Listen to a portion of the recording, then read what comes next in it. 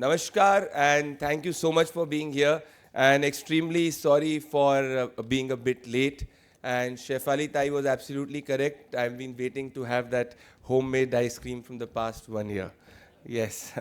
So, ladies and gentlemen, over the last 9 years, uh, I have spent a significant time traveling across the length and the breadth of the country. And over the last 9 years, after speaking to multitude of people across different demographies and geographies, I have come to one conclusion, and this conclusion is very clear. Earlier, when I used to present this topic, I used to call it that the destiny of any nation is demography. Then when I presented at the Pondi Lit Fest, I said that democracy's destiny is demography. But now when I was traveling to Coimbatore and I was thinking aloud myself, I said it's just not about democracy's destiny, it is liberal democracy's destiny is demography. So all the liberal values of the Constitution of India, my friend Shantanu is here. He just had a case on him by one of the parties, and it was Samajwadi Party. So it's very important to talk about liberal values and free speech, because he was practicing his right of free speech in one of the television debates. So all these liberal values of Constitution of India, whether it is secularism, whether it is free speech, I conclude that if we want to be a superpower, which we definitely will be, but a potent challenge in front of us in the next 2 decades to come, as we become a rich nation, will be how do we address this rapidly changing demography? And why does it worry me? Because when I study the liberal trends in different pockets of India where the demography is skewed, I worry, because places where the Hindus are in minority, we see, and I will prove this in presentation, that how all your liberal values, whether it is constitutionalism, secularism, liberalism, free speech, all come under a virtual threat. And in fact, your democracy comes under a veto where work does not matter, religiosity plays a very important role.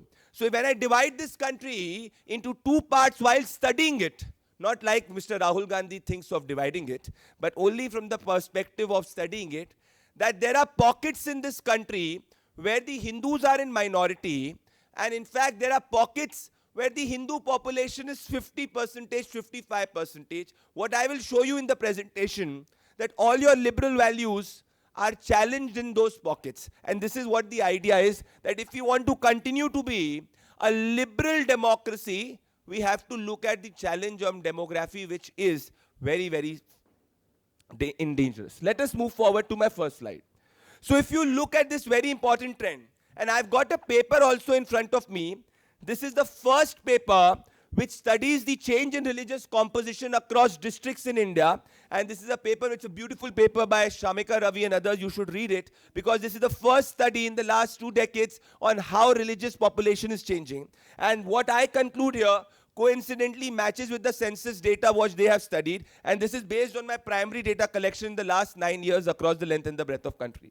So you observe one part, that the Muslim population growth in this country is happening at the 46.4% faster rate than the Hindu population growth. So census data tells you that the average population growth has been roughly around 18%. The Hindu population growth has been roughly around 16 to 17%, whereas the minority population growth, in particular the Muslim population growth, has been at a 24%. So yes, the Hindus are in majority, but what is happening at an unprecedented rate in the last 2 decades in particular, it has been happening in the from the 1960s, but the change has become rapid since the early 2000s, is that the Muslim population growth is happening at a 46.4% more than the Hindu population growth. Which means there are multiple districts in this country which are shifting from being Hindu majority districts to being Hindu minority districts. And there are multiple districts in this country where Pure vote is happening based on religion when the Muslim population crosses a threshold of 25%. So it's just not about a Hindu majority, it is about crossing that threshold of 25%, which I will prove here. And look at this data. There is a place called Dhubri in Assam. In 2001, it was 70%. Now it has become 79%. Murshidabad is 61%. Now it has become 66. And as I speak, it is more than 70%. The trend which I am trying to tell you, which is very important, I'll move to the next slide here. But you need to understand, it is not about the Muslim population being the majority. What happens is, and this is what you need to study very, very importantly, that as the minority population in any district in the country, any district in this country, I'll give you two data points which is very important. Imagine there are two districts. A district A, where the Hindu population is 80% plus, say around 85%. Another district where the Hindu population is 50-55%. Now ideally both of them are Hindu majority. But what we see as a trend, that in a district where the Hindu population is 85% or above, the Muslim population growth is roughly around 0.3-0.4%. But where the Hindu population is say 50-55% on the borderline majority, the Muslim population growth is faster than the Hindu population growth, and 9 out of 10 instances that district has turned into a Muslim majority district. So it is a very, not a dangerous trend, but it's a very challenging trend, because your entire, all those areas, religiosity plays a very important role. So if you study in Murshidabad, not a single minority, because the Hindus are there in minority, not a single minority has been voted to power in Murshidabad in the last 3 to 4 decades. And the trend has been similar in Dhubri. So all those who speak about minority rights, which the constitution guarantees us, when I study about that at the district level, what I ask myself and what I want to throw as a question in front of you, why is it that places where the religiosity changes and changes at a disproportionate rate, the minority in that place is unelectable? So the minority continues to enjoy rights in our democracy when the Hindus are in majority, because the Hindus shift their vote. But places where the Hindus become in minority, that minority becomes insignificant voice. But when the minority is not the Hindu, largely the Muslim minority, and it touches a threshold of 30%, it becomes a veto voice. It is a trend. When you study it at a district level, it is a very, very new trend. Not a new trend, I will say, but it's a trend which should alarm individuals, because that if you are a minority in that district, your right to free speech and right to be participative in the democratic process is taken away. You see globally, nations where demography has shifted in 5 decades, how have their entire social liberal values shifted? And this is why I tell you that we are right now in 2024. In the next 2 decades, many of us will be here, living, thriving. What as a nation we have to look at and think about, this is a very, very important. So you see these trends which I am telling you. Kishanganj has not elected a single Hindu MP in the last 40-50 years. As I tell you, Malappuram in Kerala has not elected a Hindu MP in the last 50 years. So why is it that when Hindus are in majority, they definitely vote on work? That is why governments in this country shift. I tell people that governments shift because Hindus are very democratic in their process, and they tend to shift their vote because of work and many other issues. But why is it that in districts where you study, even if I am a minority in that district, say Murshidabad, my work does not matter, but only my religion matters? So are we not looking at it as a challenge and a threat on our democratic liberal principles, particularly in these districts and towns where the Hindus become minority? My worry is not just that. My worry as an individual who believes in the liberal constitutional process of our democracy and who wants to continue to see India as a liberal, thriving democracy is that there is a virtual veto at 30%. This is very, very important. There is an absolute veto at 42%, and there is a politically crucial veto at 16%. Now I tell you the difference between these three. When the population touches 16%, till 16%, I would say it's not a significant voting bloc. As it crosses 16%, this is what I have studied and concluded, and this is what the census data also reflects. The study on the census data, you should go through this paper. And all of what I'm speaking is, none of it is any propaganda, I'm just telling you data and facts. As it crosses 16%, look at this point. The time it takes to reach from 0 to 16% is 5 times more than the time it takes to reach from 16% to 30%, and is lesser than from 30 to 42, which means that if it touches 16%, there is all likelihood it will touch 30%, and as it touches 30%, the time it takes to reach from 16 to 30, the time to reach from 30 to 40 is even lesser. And when it touches 30, the 30 votes 90% based on only religiosity. As of right now it is happening. So which means that if I am a minority, even if I am a majority in that place, and let's say I stand for the principles of Prabhu Shri Ram and say Jai Shri Ram, the 30% will consider it as a no-go area and will vote a candidate 9 out of 10 times in a place who does not recite that. But my country allows me to speak that, even though I have worked. This is very, very alarming. Why do I say alarming? Because my vote or my democracy starts behaving on the matter and in the manner of religiosity, not on the manner of democratic values. This is about the politics of it. So there is a political veto which is happening at lot of pockets. Remember, what did Jinnah say before independence? Jinnah was an educated man. He was a very erudite lawyer. He understood this number business very, very well. This is why before independence his entire focus was on consolidating these pockets. He was not a fool. He was an evil erudite man. The word I use is evil erudite man. And because of him, we were partitioned. Obviously because of also mistakes of our leaders at that time. But if we don't acknowledge this, all democracies which have not been able to tackle this challenge, their liberal values have come under threat. Globally, if I'm not wrong, the demography of Lebanon 50 years back was different from what it is now. Let us move forward. Look at this trend. And this is where I tell you the worrying part is.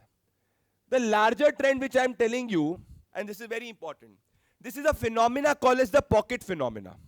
What is the pocket phenomena?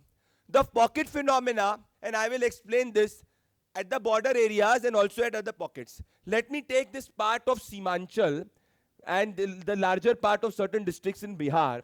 So Simanchal is a place, is an area which surrounds certain districts.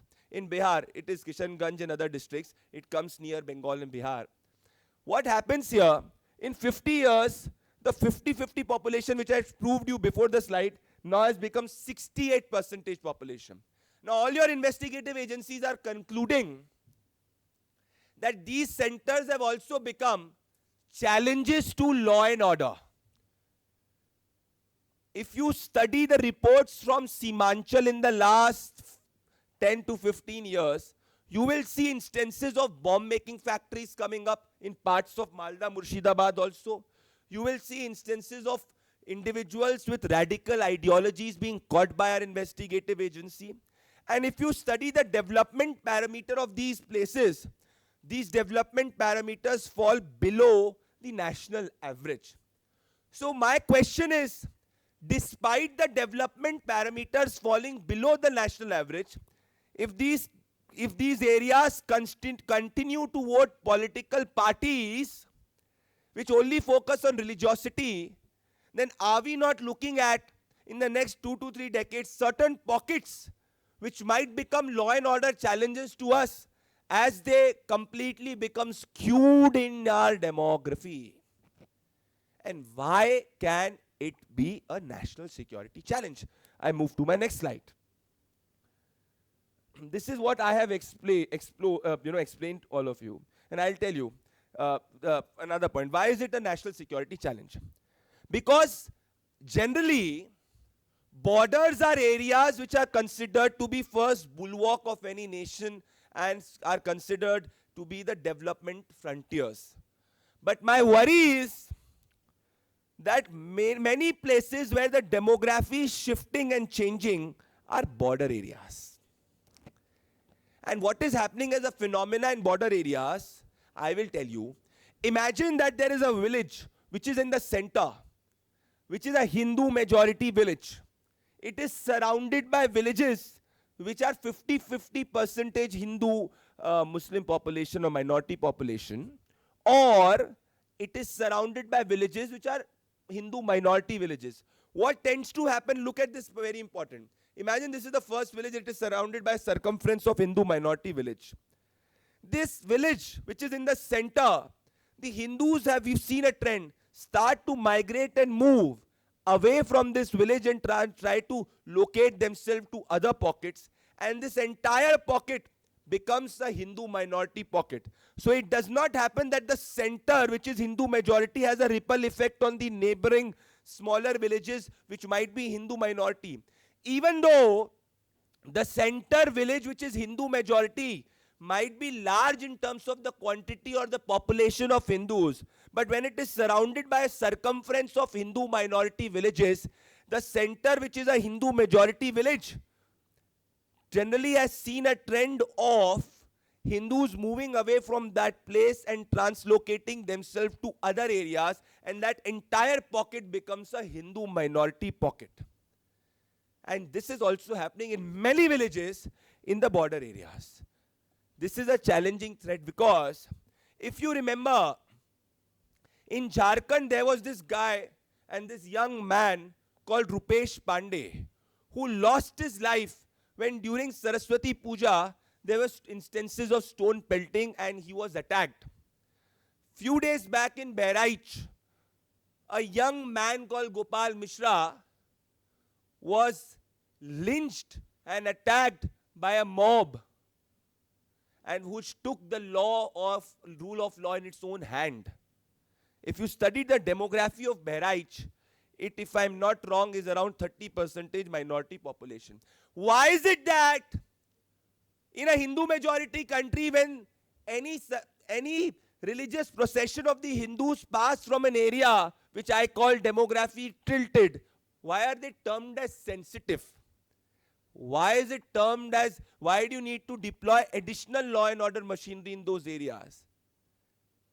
These are all small sparks which should make you aware and should have a larger discourse on how will we tackle our country in the years to come when demography shifts. Because, mind you, it's not the quantity of population which matters. It is the rate of growth of population which matters. And the rate of growth of population, irrespective of anything, of the Hindu community, I'll give you another data point. This is a very interesting data point. When more than 600 districts were studied, and you should know that, 80% districts were found to see a depreciating Hindu population, and 74% of the districts were seen to have appreciating minority population, in particular Muslim population. This is not what I am telling you. This is the study from the census data which is suggesting to you. And this is how places of North 24 Parganas, South 24 Parganas have become Muslim majority places. And these places have now had virtual veto on deciding the entire electoral fate of Bengal. This is worrying trend, ladies and gentlemen, because your culture, your liberal values, all can come under question if we don't know how will we tackle it. Because at the end of the day, let us admit that our constitutional values are continued to be protected because we are a Hindu majority nation. Hindus are tolerant, Hindus are democratic, Hindus believe in constitution principle. This is why we've practiced it. Look around yourself as a nation and see what has happened to places where religiosity has dominated. I worry. I don't have any answer. We need to have a larger discourse on it as a nation. Let's move forward. This is what I was telling you. When demography shifts and tilts, your cultural values come under threat. So till now in the presentation I have proved you that there are pockets which are formed near the border areas. These pockets where the Hindu village, even if it's a majority and it is surrounded by minority Hindu villages, the Hindu majority village becomes a Hindu minority village and the entire pocket becomes a minority dominated pocket. A. B. That 80% districts are seeing a Hindu population depreciating. C. 74% of the districts are seeing a minority population appreciating. D. All the liberal constitutional values come under question because there is a virtual veto when the population of minority touches a 30-35%. E. I have proven you that when the population of minority, the time that it takes to move from 0 to 16% is more vis-a-vis 16 to 30 and is further less in 30 to 42, which means that when it touches a 20% mark, it will touch a 40% mark in the next 3 to 4 decades. Because the population rate of growth is skewed. And this is where I have enlisted the Durga Puja violence in Bengal. Why is it happening in places where demography is tilted? I tell you what I said in the initial part of my presentation. Your cultural values, your constitutional values to practice your faith comes under challenge. B. Ram Navami violence has been seen in areas in Bengal which are again demographically skewed. So my right to faith comes under question when my demography is getting tilted. So how will we tackle as a nation those pockets where our demography will be tilted? That is a question. And as I told you, this is very, very important that the Hindu population is declining at a rate of 0.9% and the minority population is increasing at a rate of 1.4% in Bengal and in the north, in Assam. It is increasing at a rate of 1.77%. This is where when the Chief Minister of Assam, Himanta Biswa Sarma, puts forward that there is a possibility for Assam to become a Muslim majority state, he is not saying it as a propaganda, he is telling you as a data point. And mind you, as I tell you, reiterate again, all these are border areas. What will we do? We talk about Bhartiyata. How will we tackle it? This is our real challenge. Because our economic growth can continue to grow at 7 to 8 to 9 to 10% when we continue to maintain the essential character of our constitutional, the Bhartiyata. Let's move forward. Look at the case of Karnataka. So I have proven you the liberal values are under threat. Now I tell you that law and order is under threat, I have proven you. And now I take a recent case of Karnataka which we've studied. If you look at it, and if you study Karnataka, the Muslim population growth of Karnataka is more than the Hindu population growth, which is fine. But now it is touched a double digit, which means that the rate of growth of the minority population happening in pockets in Karnataka is much, much more than the rate of decline of the Hindu population in Karnataka. But that is not the point. The point is, it is growing at a faster rate than it used to grow in the past. So when the Karnataka government takes back the cases of the Hubli rioters, it is not a coincidence. It is appealing to that virtual veto. So which means that, which is very important, that 22 towns in Karnataka now are seeing that, particularly in Uttar Kannada and places where the population of minority is touching 50% plus. So when you study demography, just don't look that you are 80%, 79.4% and the second largest majority is less. You study your liberal democratic values at the district level. We need to really start the discourse on this and achieve a discourse which helps us protect our constitutional values. And shutdowns become normal. And another point I'll give you. What we have seen, I'll give you the case of Jharkhand. Jharkhand has seen villages where the infiltrators, this is acknowledged by the Jharkhand High Court in one of its order also, which we studied from districts. Santhal Pargana in Jharkhand, 4 decades back, was 40 percentage plus tribal population, and the minority population, in particular the Muslim population, was mere 8.99 percentage. Today, the minority population, if I'm not wrong, is touching a 20 percentage bracket, around 18 to 20 percentage in Santhal Pargana. And the tribal population, which was 40 percentage plus, has now come down to less than 30 percentage.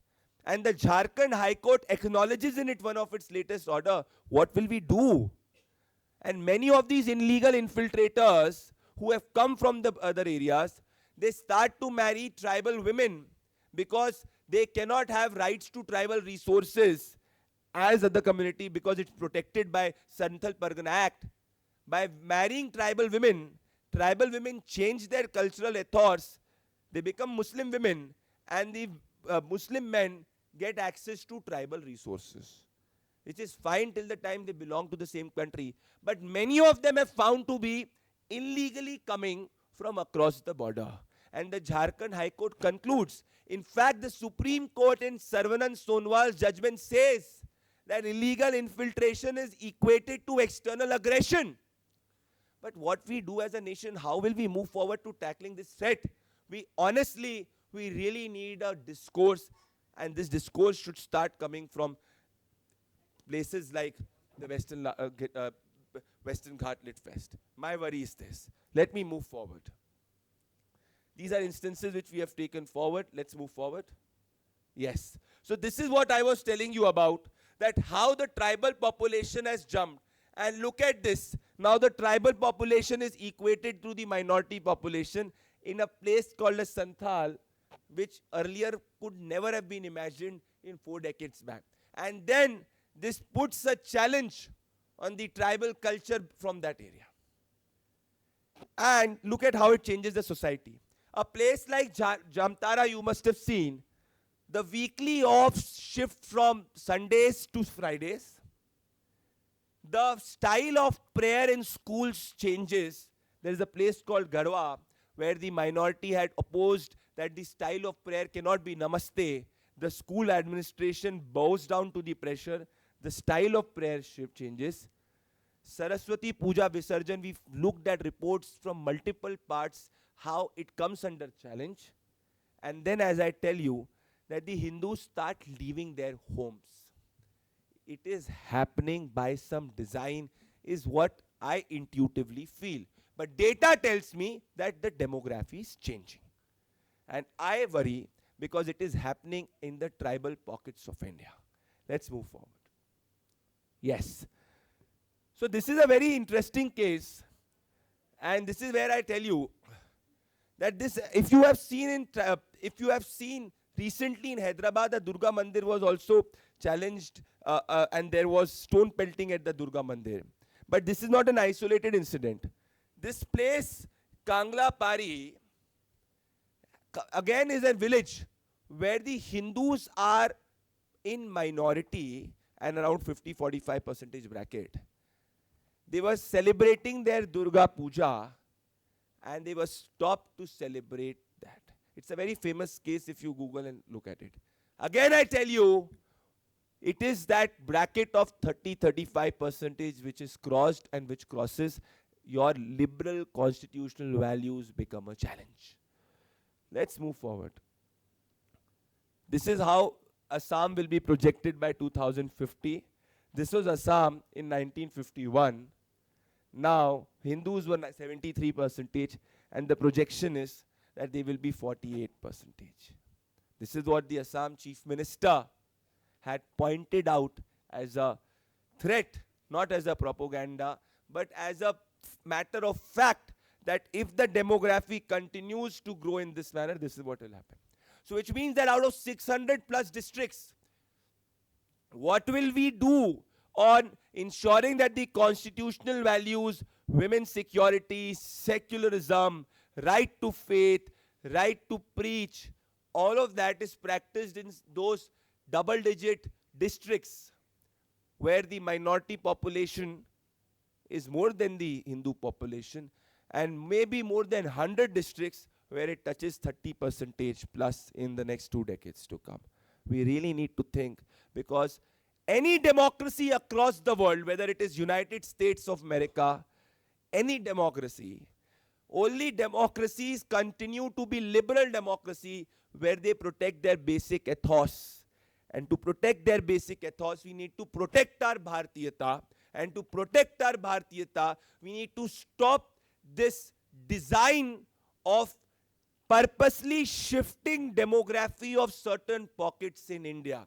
I am a constitutionalist, and I want to ensure that the Constitution of India becomes supreme, and I put forward this question in front of you, ladies and gentlemen. Towards the end, if I have another slide to show, I think that's, yes. This is another part which Shefali ji and others keep speaking about. That's a larger discourse. I will not go towards that, of how many areas have seen, many temples across the country have non-Hindus governing those temples. That's a separate debate. But this is also what is happening. And majority of them, if you study, are also in place called Bengal. So ladies and gentlemen, as I conclude my presentation, and all this presentation, this is what I've collected in the last 9 years and have come as trends, studying district level trends across the country. This beautiful paper studying the census data corroborates it. So all what I've concluded in the last 25 to 30 minutes here, my friend Tuhin is also here, who comes from Jharkhand and is a man who also speaks very, very vociferously about tribal rights in Jharkhand.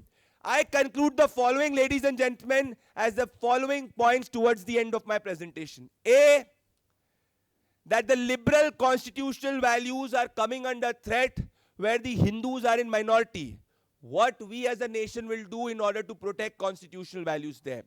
B, that there are 80% districts in this country where the Hindu population is declining. The census data study backs it, and my study also, this is what I conclude as my study in the last 9 years, that there are 74% of the district where the minority population is increasing.